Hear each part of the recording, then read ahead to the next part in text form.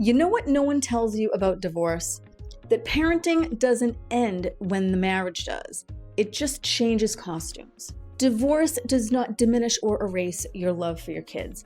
It just rearranges the stage. And while the lawyers, judges, and the paperwork get all the attention, the real story is happening off camera, in the carpool lanes, at the school concerts, and during those late night "Mom, can I talk to you" moments. Today, we're diving into what it really takes in order to co-parent after divorce, emotionally, practically, and yes, legally. Because here in Massachusetts, co-parenting isn't just about surviving the breakup. It's about rebuilding the family dynamic with new boundaries and the same heart. Now, let's start where it matters, with the kids. From toddlers to teenagers, remember that children process divorce differently. A 4-year-old might think mom moved out because of something they did, but a 15-year-old might suddenly become your lawyer, cross-examining your every move. Just remember that your calm is their compass. When you're steady, they're steady. So pay attention to the little things.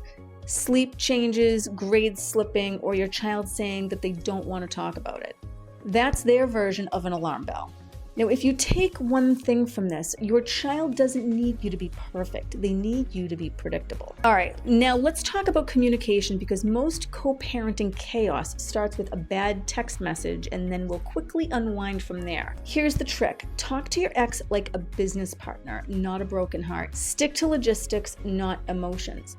So instead of "you're late again as usual," try "pickup is at 4, please confirm." It's not being cold, it's being clear.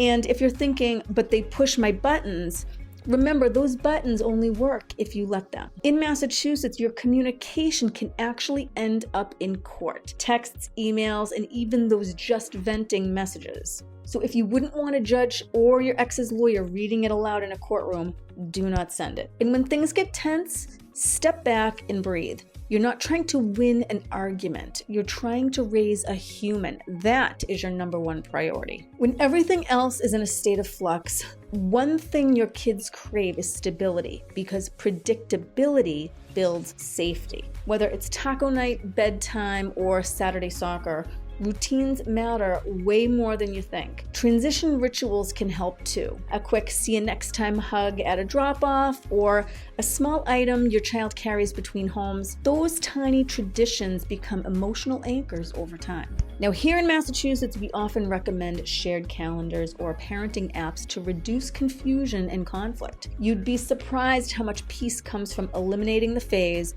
"I thought it was your week." Because in co-parenting, peace is not the absence of conflict. It's the presence of structure. Now, conflict itself might be inevitable, but hostility is optional. You're going to disagree, that's fine, but do it privately, not parentally. Arguing in front of the kids teaches them two things: anxiety and avoidance. So set rules for yourself. If voices rise, pause. If you can't text without sarcasm, email. If you can't email without emotion, use a mediator or a parenting coordinator. Massachusetts law actually encourages mediation and parenting coordination before running back to court. Why? Because judges would much rather see parents act like adults than see kids caught in the crossfire. And please don't make your child the messenger.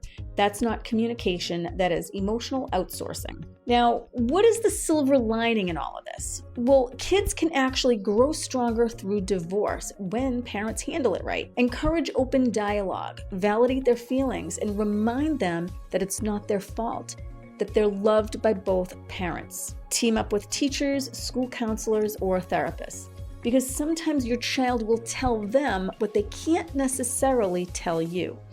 And remember, resilience doesn't come from pretending that everything's fine. It comes from learning that when things fall apart, love and stability can be rebuilt. Co-parenting isn't a sprint, it's a lifelong relay.